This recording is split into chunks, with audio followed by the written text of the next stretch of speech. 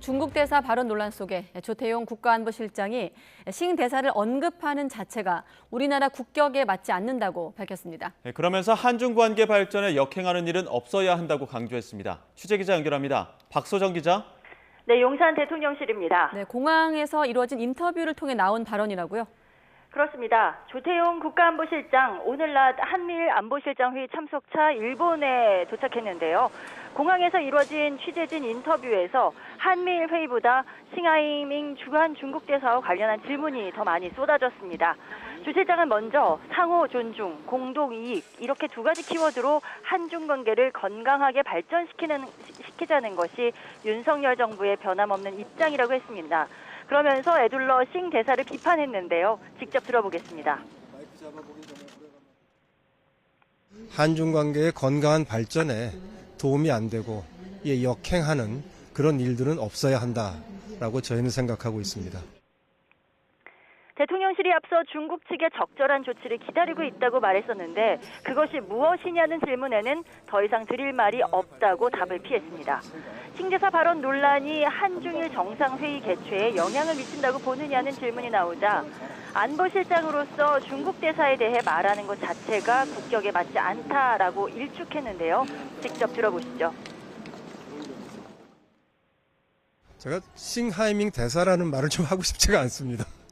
외교 안보를 총괄적으로 조정해 나가는 자리를 맡고 있는 입장에서 주한 중국 대사에 대한 이러쿵저러쿵 하는 얘기하는 것 자체가 우리나라의 그 당당함과 국격에 잘 맞지 않는다고 생각을 하고요.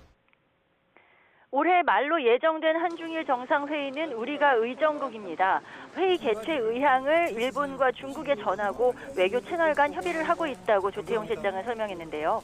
중국과 일본이 요청에 호응해서 올해 중에 열릴 수 있기를 기대한다 이렇게 부연했습니다. 조 실장은 오늘부터 이틀 동안 도쿄에서 열리는 한미일 안보실장 회의에서 북한 도발 대응 등을 두고 3자 논의를 진행하게 되는데 미국과 일본 역시 중국과의 관계가 얽혀 있는 만큼 중국 관련 논의가 이뤄질지도 관심입니다. 윤 대통령이 어제 싱 대사를 직접 비판한 발언도 전해졌는데 이와 관련된 소식도 전해주시죠. 네, 우선 윤 대통령의 발언부터 정리해 보겠습니다. 어제 국무회의 비공개 시간에 싱 대사의 부적절한 발언에 우리 국민이 불쾌해하고 있다.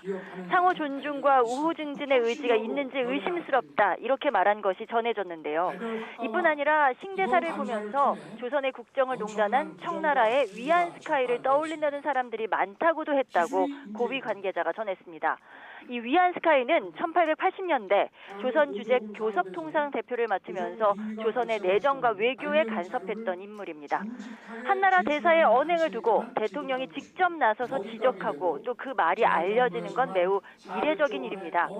윤 대통령은 또 일부 정치권 인사가 중국 대사와 만나 무분별하게 의견을 듣는 것을 경계해야 한다며 민주당 이재명 대표를 겨냥한 것으로도 알려졌습니다. 이에 대해 대통령실 고위 관계자는 YTN에 대통령의 언급은 사실상 이재명 대표를 겨냥한 말이라고 설명을 했는데요.